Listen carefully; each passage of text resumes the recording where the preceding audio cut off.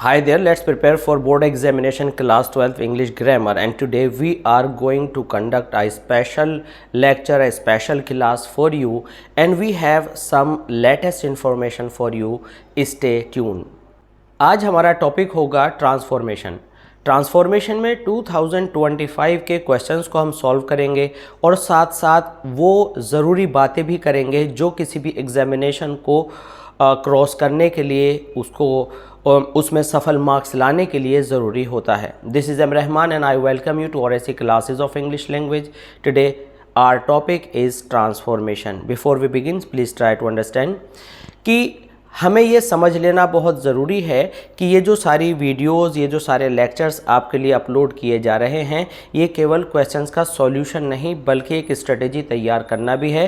अपने क्वेश्चंस को हम शुरू करने से पहले आपके साथ ये आइडिया शेयर करना ज़रूर चाहेंगे जिनको हम कहेंगे की पॉइंट्स टू सक्सेस। पहली चीज़ ये कि हम किसी भी टॉपिक की नॉलेज लेते हैं। नॉलेज लेना एक बहुत अच्छी बात है और डीप नॉलेज होना एक स्कॉलर की, एक लर्नेड पर्सन की पहचान है।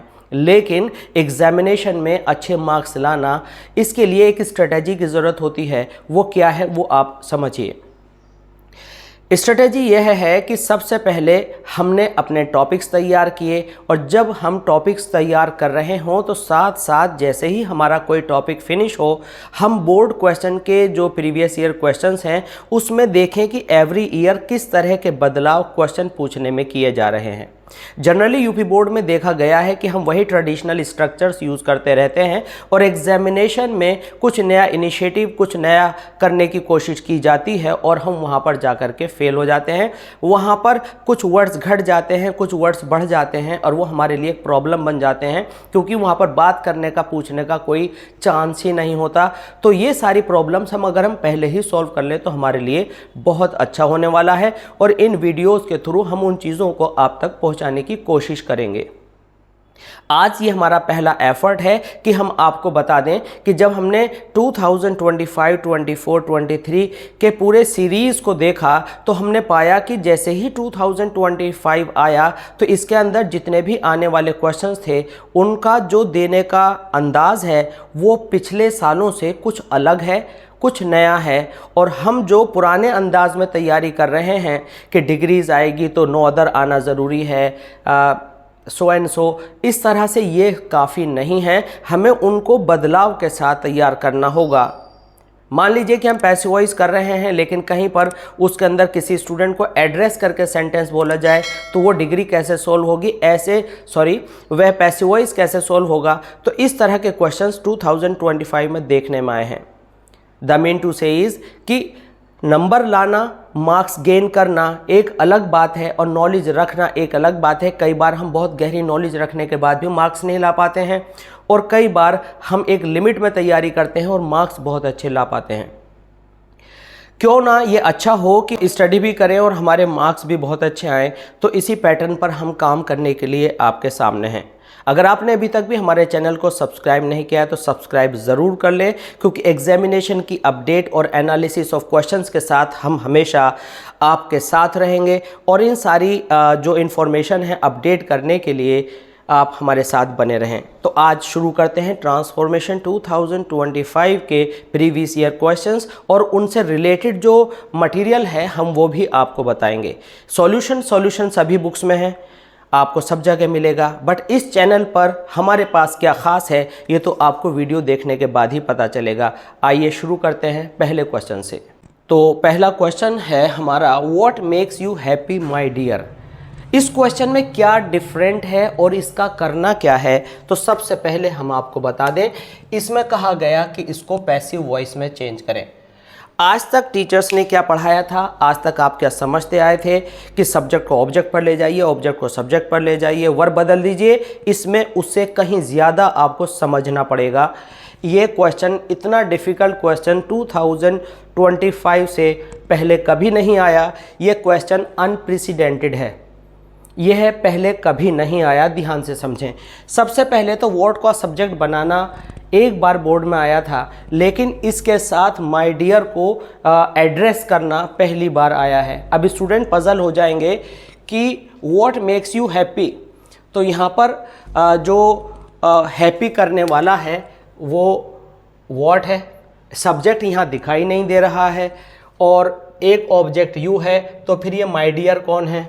तो यू और माय डियर दो ऑब्जेक्ट्स हैं। तो जब हमें जानकारी नहीं होती तो इस तरह के कन्फ्यूजन्स हमारे माइंड में बने रहते हैं। इन सारे कन्फ्यूजन्स को दूर करने के लिए एक तो सॉल्यूशन है कि हम सीधे इसको बता दें, लेकिन इसका सॉल्यूशन करने से पहले हम आपको कुछ और चीज़ें बताना चाहेंगे जो आप समझ लें। देखिए, जब भी हम पैसिव वॉइस बनाते हैं, देखने में तो ये इंटरोगेटिव है लेकिन ये अफर्मेटिव की तरह से बनेगा।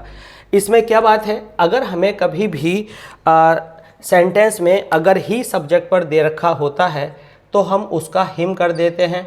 ऐसे ही शी दे रखा होता है तो हर करते हैं, आई दे रखा होता है तो मी करते हैं।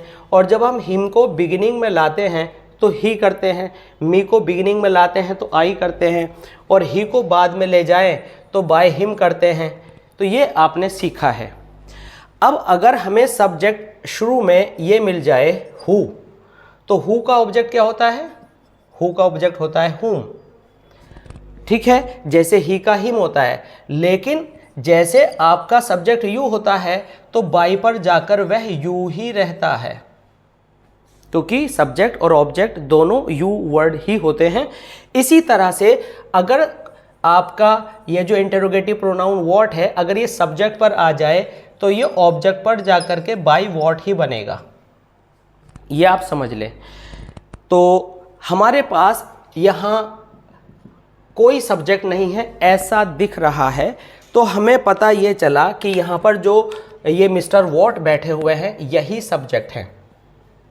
ये सब्जेक्ट हैं और ये ऑब्जेक्ट हैं।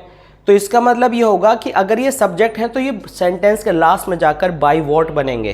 ठीक है, तो हम इसको रफ तैयार करते हैं। हमारा सब्जेक्ट यू है तो यू हम पहले ले आए। थोड़ी देर के लिए ये पैटर्न गलत है लेकिन हम इसको समझते हैं, ध्यान से समझिएगा। सबसे पहले हमने यहाँ पर क्या किया, सबसे पहले हमने यहाँ पर लिखा यू। यू कहाँ से आया? सब्जेक्ट, ऑब्जेक्ट से सब्जेक्ट पर आया। और जब प्रेजेंट इंडेफिनिट होता है तो हम इज़ आर एम लगाते हैं, तो हमने यू के साथ क्या लगाया? You are made. और वर्ब के बाद हम सारा उतार देते हैं, हमने कहा हैप्पी। अब ये क्या बचा? जितना सेंटेंस बचता है आपका बाद में उतना हम सारा उतार देंगे, कॉपी कर देंगे और बाद में लिखेंगे बाय व्हाट। ये हमारा एक नॉर्मल स्टाइल हुआ। लेकिन यहाँ पर चेंज हमें करना है, तो यहाँ पर हमें क्या करना है? यहाँ पर हमें देखना है कि राइट टाइप कैसे बनेगा। तो इसमें आपको क्या करना है, चूंकि क्वेश्चन वर्ड है तो ये पहले लिखा जाएगा, व्हाट पहले लिखा जाएगा। और ये क्वेश्चन वर्ड सब्जेक्ट है इसलिए इसका बाय साथ में आएगा, तो बाय व्हाट।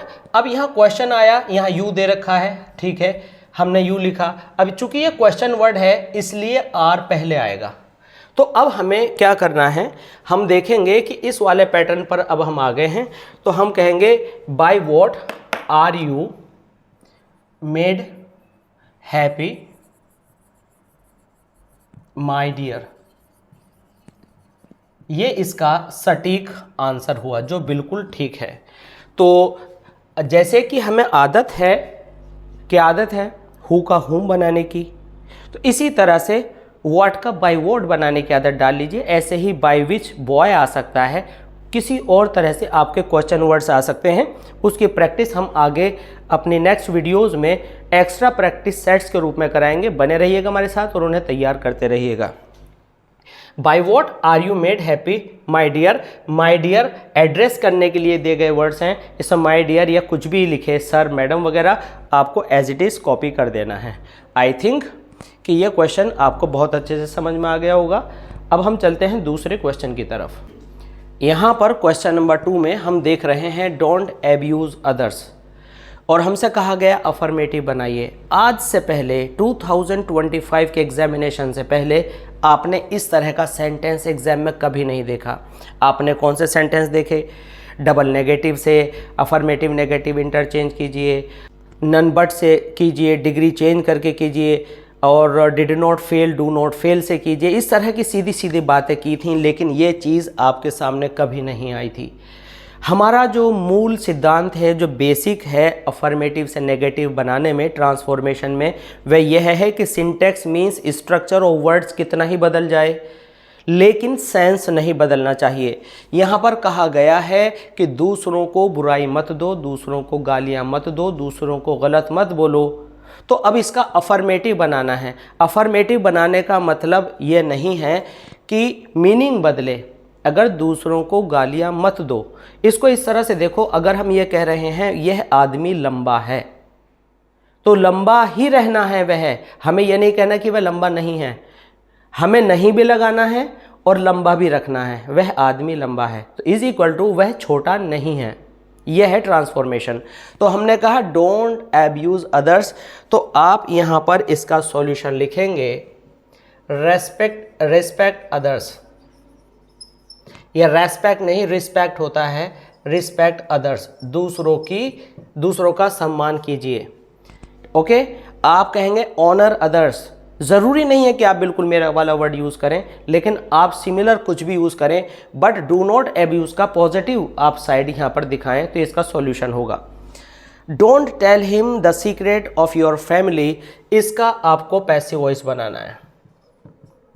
तो इसका पैसिव वॉइस जब आप बनाएंगे तो क्या करेंगे, हमेशा याद रखिए डू और डज प्रेजेंट इंडेफिनिट में भी आते हैं, लेकिन इम्पेरेटिव में वर्ब हमें मिल गया। वर्ब से पहले कोई भी सब्जेक्ट नहीं होता। अगर डू नॉट के बाद कोई भी सब्जेक्ट नहीं है तो आप क्या करेंगे, सबसे पहले आप लेट लगाएंगे, फिर ऑब्जेक्ट लगाएंगे, फिर अगर नॉट नेवर ऑलवेज हैं तो इससे रिलेटेड ये एडवर्ब्स लगाएंगे, उसके बाद बी लगाएंगे, उसके बाद वर्ब की थर्ड फॉर्म करेंगे और जो बचे वो सारा लिख देंगे। तो इसको आप किस तरह से सॉल्व करने वाले हैं, तो आप सॉल्व करने वाले हैं लेट।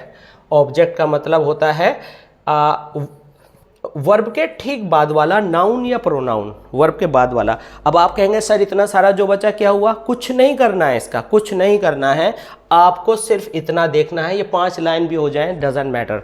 तो आप क्या लिखेंगे, let him not be told, और ये सारा उतार दीजिए द से आगे का। ठीक है, ये क्वेश्चन मार्क हमने यहाँ पर गलत लगाया है, हमें फुल स्टॉप लगाना था क्योंकि ये इंटेरोगेटिव नहीं इंपेरेटिव है। आई थिंक कि ये रूल आपको अच्छे से समझ में आया होगा। आप कहेंगे सर अगर हम इसे शुड से बना दें तो क्या प्रॉब्लम है, शुड नॉट बी टोल्ड, कोई प्रॉब्लम नहीं है, लेकिन आपको ये रूल भी समझ लेना चाहिए। अगर आपको ये जो है MCQs में आ जाए और आपका तैयार किया हुआ आंसर इसके अंदर नहीं है, क्योंकि एक क्वेश्चन कई तरह से सॉल्व किया जा सकता है, तो आप नया आंसर देखकर परेशान हो जाएंगे, कंफ्यूज हो जाएंगे। तो आपको सभी साइड्स सीखनी है। अभी जैसे ही हमारे पास दूसरे क्वेश्चंस आएंगे तो हम उनको कई तरह से सॉल्व करना सिखाएंगे, क्योंकि एक क्वेश्चन एक ही तरह से सॉल्व नहीं होता, और जो हमारे MCQs हैं उनमें न जाने कौन सा आंसर आ जाए और हमें समझना पड़े, तो उनको हम समझेंगे। अब हम चलते हैं क्वेश्चन नंबर 4 की तरफ। Question number 4, no man in the city is so rich as he, हमें चेंज करना है, ट्रांसफॉर्म करना है सुपरलेटिव डिग्री में। तो डिग्रीज़ को लेकर के कितने सेट्स हैं, वो सारे सेट्स हमने वीडियोस बनाकर अपलोड किए हुए हैं, और उसका लिंक हम डिस्क्रिप्शन बॉक्स में डाल देंगे, और इस वीडियो के लास्ट में भी इसके जो है हम हिंट्स आपको डाल देंगे, वहाँ से आप वीडियो को पिक कर सकते हैं। अब यहाँ पर हमें सीखना है no man in the city is so rich. अब यहाँ पर जैसे कि हमने 2025 के डिफरेंट टाइप के क्वेश्चंस का जिक्र किया, तो यहाँ पर हम देख रहे हैं कि यहाँ अदर नहीं है, और हमारे को ऐसा लगता है जैसे ब्लड में no other no other no other करके पढ़ाया गया है कि भाई अगर अदर नहीं आएगा तो पॉजिटिव डिग्री हो नहीं सकता। तो ये हमें यहाँ पर सीखना है नो मैन, तो अदर होना ज़रूरी नहीं है। तो यहाँ पर हमें एक पहली बात ये सीखनी है कि जब भी हमें डिग्री दे रखी हो पॉजिटिव अगर डिग्री दे रखी है और हमसे कॉम्पेरेटिव या सुपरलेटिव बनवाई है, तो हमें जो इसका बाद का हिस्सा है वो पहले लाना होता है। शॉर्ट में समझ लें कि अगर पॉजिटिव बनानी है या पॉजिटिव डिग्री से कोई और डिग्री बनानी है और एक तरफ पॉजिटिव का नाम आ गया, तो जो लास्ट हाफ है उसे आप बिगिनिंग में लाएंगे और जो बिगिनिंग वाला है उसे पीछे ले जाएंगे। किस तरह से, यहाँ पर आइए समझते हैं। हमारे पास जो क्वेश्चन है no man in the city is so rich as he, तो सबसे पहले हमने कहाँ से शुरू करना है, यहाँ से, क्योंकि इसमें पॉजिटिव से हम सुपरलेटिव या कॉम्पेरेटिव बना रहे हैं, सुपरलेटिव और कॉम्पेरेटिव से अगर पॉजिटिव बनाए तो फिर पलटते हैं। तो हमने यहाँ लिखा ही के बाद हमने लिखा इज़, सुपरलेटिव डिग्री है तो रिच आ गया, तो रिच का superlative the richest, he is the richest man in the city. ये हमने आपको कई सारे सेट्स बना रखे हैं डिग्रीज़ के अलग अलग, कि नो या नो अदर वाले में हम द प्लस सुपरलेटिव डिग्री लेते हैं, उसके बाद देन एनी अदर लेते हैं। इस तरह से सारे जो टाइप्स हैं डिग्रीज़ के आप उन एग्जांपल्स को याद करके सीख लेंगे और फिर इससे मैच कीजिए तो आपको लगेगा कि हाँ वो बिल्कुल इसकी मैचिंग में है। He has done his work, ये ऐसा पैसिव वॉइस आ गया जो सबकी बल्ले बल्ले कर देता है, बहुत आसान है, आप भी इसको समझ सकते हैं। तो हमने इसको लेना है, हिज वर्क किस जगह आ जाएगा, ही की जगह। केवल आपको ऑब्जेक्ट सब्जेक्ट की जगह लाना है और इस ऑब्जेक्ट को नॉमिनेटिव केस मतलब सब्जेक्ट के रूप में लिखना होता है। इसके बाद आप अगर कुछ नया चेंज करेंगे तो वो ये कि आपको हैज़ के साथ हैज़ बीन लगाना है, यानी वर्ब वर्ब की जगह है, हेल्पिंग वर्ब की जगह है, केवल सब्जेक्ट और ऑब्जेक्ट का स्थान चेंज होता है। तो यहाँ पर आप लिखेंगे बाय हिम। बहुत आसान रहा। Renu is the most beautiful girl in the locality. अब यहाँ पर क्या आ गया, यहाँ पर आ गया आपका सुपरलेटिव डिग्री। अब हम जाना है कॉम्पेरेटिव डिग्री में। तो जब सुपरलेटिव और कॉम्पेरेटिव और सुपरलेटिव की बात हो और पॉजिटिव की बात ना हो तो जो हमारी बिगिनिंग है वो एज इट इज़ रहती है। रेनू, द मोस्ट को हम कर देंगे इज मोर ब्यूटिफुल देन, ये स्पेशल पार्ट है, any other girl in the locality. आप यहां से समझ लें, इसमें हम एनी अदर लगाते हैं, यानी जब कोई एक हो सबसे अच्छा तो उसके कॉम्पेरेटिव में एनी अदर लगता है, और जब कई सारे हों तो वहाँ मोस्ट अदर लगता है। ये आप हमारी जो डिग्री से रिलेटेड ट्रांसफॉर्मेशन में comparison of adjective and adverb है वहाँ से आप सीख सकते हैं। अब चलते हैं क्वेश्चन नंबर 7 की तरफ। Question number 7, Bombay is the biggest city in India. अब जब भी एग्जामिनेशन हो आपको बहुत ज़्यादा समझ नहीं लगानी है कि आप सोचें कि भाई बिगेस्ट सिटी कोलकाता है इंडिया में तो बॉम्बे क्यों आ गया, नहीं, आपको सिर्फ जितना पूछा उतना आंसर देना है, जो यूज़ किया है वो यूज़ करना है। तो आपको इसके अंदर जो क्वेश्चन है इसमें आपको यहाँ पर बनाना है कॉम्पेरेटिव डिग्री। तो कॉम्पेरेटिव डिग्री कैसे बनाएंगे, ये हमने सेट बनाए हुए हैं जैसा कि अभी बताया था। तो ये है आपकी सुपरलेटिव, ये है कॉम्पेरेटिव। तो बॉम्बे का बॉम्बे बिगिनिंग में ही रहेगा और आप लिखेंगे इज़ बिगर, बिल्कुल पिछले वाले टाइप पर ये बेस्ड है, इसलिए एक सेंटेंस हर रूल से याद कर लें, उसी के पैटर्न पर वर्ड्स बदलते जाएं। Is bigger than any other city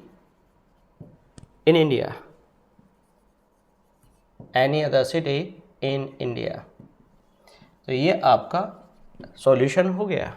no sooner did the train stop then I go down, इसको आप जो है अफर्मेटिव बनाने वाले हैं और क्वेश्चन पेपर में ये अफर्मेटिव ही बनवाया है। तो जब ये आपको रूल्स याद रखना है कि किस कंजंक्शन का तोड़ क्या है। आप जानते हैं कि जब भी नो सूनर आ जाए तो हेल्पिंग वर्ब पहले आती है। ये डिड भी हो सकता है, डू भी हो सकता है, डज भी हो सकता है, टेंस के रिलेशन के according to the sequence of tenses. तो यहाँ पर देन लगना ज़रूरी होता है। तो आप इसको बना देंगे कुछ इस तरह से, इसमें हम अलग कलर यूज़ करेंगे ताकि आपको डिस्टिंक्शन रहे। एज सून एज कर दीजिए नो सूनर को, यानी no sooner is equal to as soon as, और द ट्रेन, ये डिड यहाँ आ जाएगा और स्टॉप का हो जाएगा स्टॉप्ड, क्योंकि इसमें हेल्पिंग वर्ब लाने की ज़रूरत नहीं होती है। As soon as the train stopped, और ये हट करके आपका कॉमा हो जाएगा, और आई गॉट डाउन आपका ऐसा ही रहेगा। ये हो गया आपका अफर्मेटिव। इसे याद कर लीजिए। कभी कभी ये ऐसे भी आ जाता है नेगेटिव बनाओ, कभी कभी ये ऐसे भी आ जाता है कि सुपरलेटिव बनाओ। Nainital is not so hot as Agra, ये स्पेशल सेंटेंस है। यहाँ पर आपसे या तो कहेगा क्या डिग्री चेंज करो, या आपसे कहेगा अफर्मेटिव बनाओ, ठीक है। तो अब दोनों में कैसे तालमेल देखें तो इसको समझना पड़ेगा। सबसे पहला रूल है कि एक तो नैनीताल और एक आगरा, जहाँ पर दो नाउन की या प्रोनाउंस की कंपेयर हो रही हो वहाँ सुपरलेटिव डिग्री नहीं आता। तो जब यहाँ चेंज डिग्री कहे तो आप ये नहीं सोचिएगा कि दे तो रखी नहीं है, अब क्या करें। तो अगर पॉजिटिव है तो कॉम्पेरेटिव, कॉम्पेरेटिव है तो पॉजिटिव चेंज कर देनी है। और तरीका आपका जो होगा वो ये होगा, इसको अच्छे से नोट कर लें कि आपका यह है सब्जेक्ट और यह है प्रेडिकेट पार्ट में, ठीक है। तो यहाँ पर एक्चुअली ये अपने आप में सब्जेक्ट ही है, इसको आप सब्जेक्ट 1 और सब्जेक्ट 2 कर सकते हैं। कभी कभी यहाँ आई की जगह मी आता है, वो एक अलग रूल है, कभी किसी वीडियो में आपको बताएंगे। तो ये जो सब्जेक्ट 1 है ये 2 के पास चला जाएगा।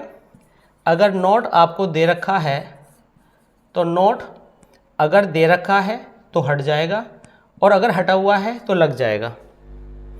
इससे अलग अगर ये कॉम्पेरेटिव है तो आपकी डिग्री पॉजिटिव बनेगी, और पॉजिटिव है तो कॉम्पेरेटिव बनेगी। इस रूल को हम याद रखते हैं। अब चलते हैं इसके प्रैक्टिकल पर। नैनीताल तो आगरा पहले आ गया, आगरा इज पहले आ गया, नोट दे रखा है तो नोट हट जाएगा, और सो हॉट की जगह आ जाएगा हॉटर देन, और नैनीताल पीछे चला गया, S2 आपका ये S1 की जगह आ गया और S1 S2 की जगह आ गया। तो ये क्वेश्चन जो है मेरे लिए बहुत ज़्यादा ख़ास है। क्यों? क्योंकि ये अफर्मेटिव बनाने में भी यही आएगा, डिग्री चेंज करने में भी यही आएगा। तो इसको आप दो तरह से बोर्ड में देख सकते हैं, इसलिए इसे बहुत अच्छे से नोट कर लें। अब चलते हैं बचे हुए थोड़े से और क्वेश्चंस की तरफ। फाइनली हम पहुंच चुके हैं क्वेश्चन नंबर 10 की तरफ। Their glory can never fade, उनकी ग्लोरी कभी फेड नहीं होगी। इसको हमें बनाने के लिए दिया है कि भाई आप इंटेरोगेटिव बनाएं। तो जब हम इंटेरोगेटिव से असर्टिव, असर्टिव से इंटेरोगेटिव बनाते हैं तो एक बात ध्यान रखिएगा, असर्टिव उस सेंटेंस को कहते हैं जिसमें क्वेश्चन नहीं होता, और बिना क्वेश्चन का अफर्मेटिव और नेगेटिव दोनों हो सकते हैं। तो बिना क्वेश्चन का असर्टिव कहलाता है और क्वेश्चन वाला आपका इंटेरोगेटिव कहलाता है। तो अगर जब हम ट्रांसफॉर्मेशन में कोई बात कहते हैं, अगर हम कहें आप मेरे पास कब आए, तो मैं ये कहना चाहता हूँ कि आप मेरे पास कभी नहीं आए। मैं ये नहीं पूछ रहा था कि आप मेरे पास कब आए। तो एक्चुअली हमने आपको बताया कि ट्रांसफॉर्मेशन में सेंस एक जैसा रहता है, चाहे हम नेगेटिव में बात करें, अफर्मेटिव में बात करें, इंटेरोगेटिव में बात करें। तो यहाँ पर हम लिखेंगे, एक आंसर इसका होगा when can their glory fade. एक तो आप ये याद रख सकते हैं। दूसरा आप ऐसे याद रख सकते हैं, इसको हम ग्रीन कलर से लिखें ताकि आप समझ पाएँ। Can their glory ever fade, क्या उनकी ग्लोरी कभी फेड हो सकती है? इट मीन्स उनकी ग्लोरी कभी फेड नहीं हो सकती। तो ये दोनों आंसर्स हैं, तो आपको दोनों सीख लेने हैं, क्योंकि अगर आपको ये सब्जेक्टिव आए तो कोई सा भी लिख दीजिए, और ऑब्जेक्टिव आए तो कभी ये दिया गया हो सकता है, कभी ये दिया गया हो सकता है। Veena is more intelligent than Kiran, तो यहाँ पर नेगेटिव है। अभी थोड़ी देर पहले ही हमने एक एग्जाम्पल नंबर 9 में बताया था कि ये नेगेटिव में भी आ सकता है, और देखिए वही डिग्री वाला नेगेटिव में आ गया। इसमें दो नाउन है, किरण और ये वर्ड, ये पर्सन वीना, इन दोनों को हमें कंपेयर करना है। तो हम क्या कहेंगे, तो किरण इधर आ जाएगी, किरण इज़। अब यहाँ नोट नहीं है तो आपको नोट लगाना है। नोट के बाद सो लगाना अच्छा माना जाता है नेस्फील्ड के अकॉर्डिंग, जबकि सॉरी, मार्टिन के अकॉर्डिंग नेस्फील्ड कहते हैं कि आप नॉट के साथ भी एज लगा सकते हैं, लेकिन हम इस फेवर में जाएंगे कि हमें नॉट के साथ सो लगाना है। Not so intelligent as Veena. तो ये हमने नेगेटिव बना दिया, और अगर हम कहें पॉजिटिव डिग्री बनाओ तो भी यही आंसर रहेगा। Did he not tell you, तो बहुत ही बल्ले बल्ले वाला क्वेश्चन है, बहुत इजी है। तो सबसे पहले हम ही की जगह यू को लाएंगे, और ऐसा करने में हमने ही ले लिया, सॉरी इसको हम यहाँ से हटा देते हैं। हमने यू ले लिया, यू के बाद हमने नॉट ले लिया, नॉट के बाद थर्ड फॉर्म कर दी टोल्ड, और ये जो मिस्टर ही यहाँ रखे थे इन्हें कर दिया बाय हिम। ये क्वेश्चन आपका यहाँ पूरा हुआ। तो अब यहाँ पर डिड वाले में यू के लिए आपने वर लगा देना है। Done, finish. He loves me, तो ही की जगह पर पैसिव वॉइस में आपका क्या आ गया, आई। आई के बाद आपने एम लगाया, और लव्ड बाय हिम। ये आसान था, आप इसे समझते होंगे। We reach the station and then purchase the ticket, हमें बनाना है सिंपल।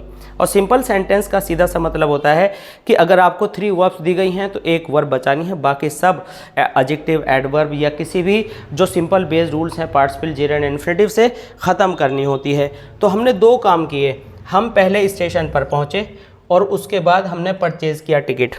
तो इसको हम इस तरह से लिख दें, after reaching the station, reaching the station, ये हमने हटा दिया, ये हटा दिया। आफ्टर रीचिंग द स्टेशन, ये हटा दिया, कॉमा लगा करके सब्जेक्ट हमने इस वाले वी को यहाँ पहुँचा दिया। जब दोनों तरफ सब्जेक्ट एक जैसा होता है तो मिड वाला दोनों तरफ काम करता है, वी, और ये सारा उतार दिया, परचेज द टिकट।